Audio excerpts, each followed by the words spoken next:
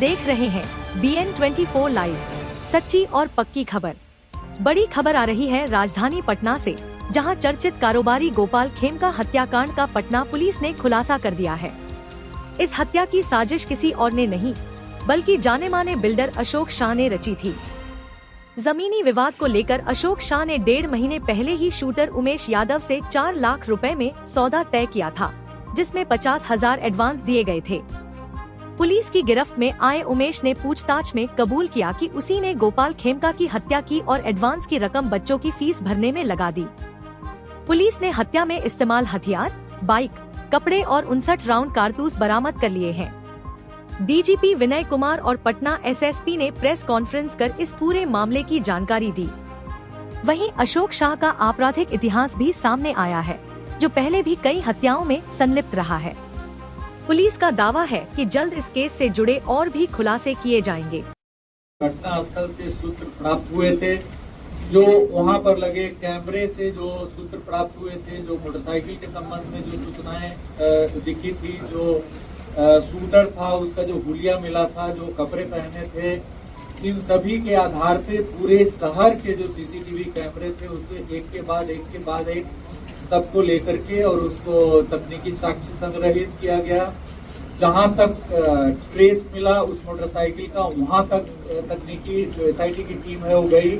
उसके बाद मोटरसाइकिल की पहचान की गई। मोटरसाइकिल के पहचान के बाद उसके धारक, फिर उस व्यक्ति की पहचान की गई, उसकी गिरफ्तारी की गई।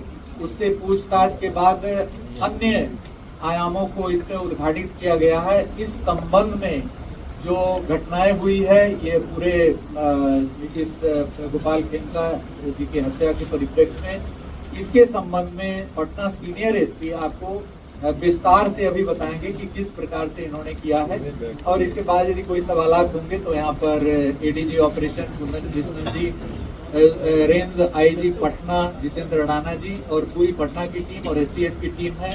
जो भी आपके प्रश्न होंगे उसका हम लोग उत्तर देने का प्रयास करेंगे। जो इस संबंध में जो बारीकी से अनुसंधान की जो बारीकी जो प्रक्रिया है उसके संबंध में पटना सीनियर एसपी आपको ब्रीफ करेंगे। Thank you.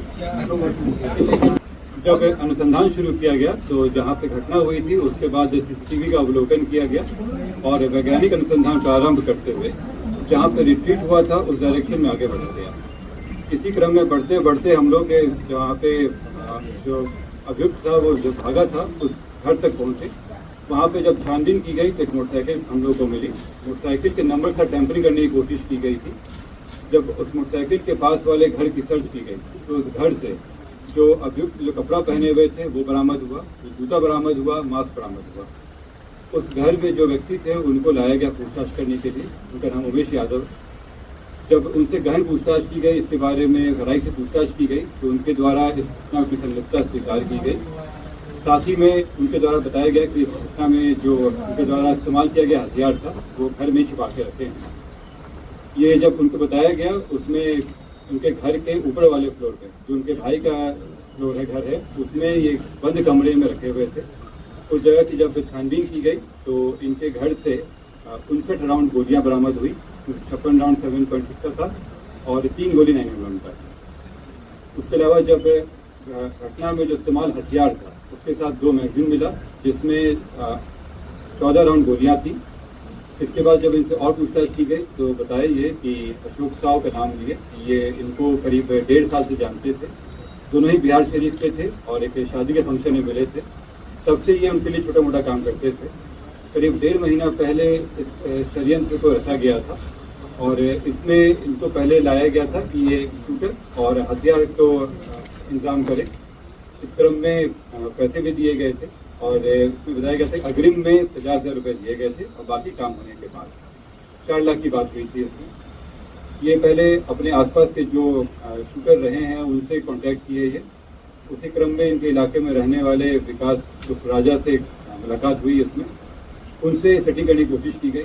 राजा के द्वारा जो डिमांड किया गया था तो इनको लगा कि इससे अच्छा ये स्वयं ही ये घटना कर ले और इसलिए ये हथियार जो इनको अशोक साहू जी के द्वारा ही दिया गया था वो हथियार लिए और अशोक साहू के द्वारा इनको उनके दिनचर्या के बारे में बताया गया।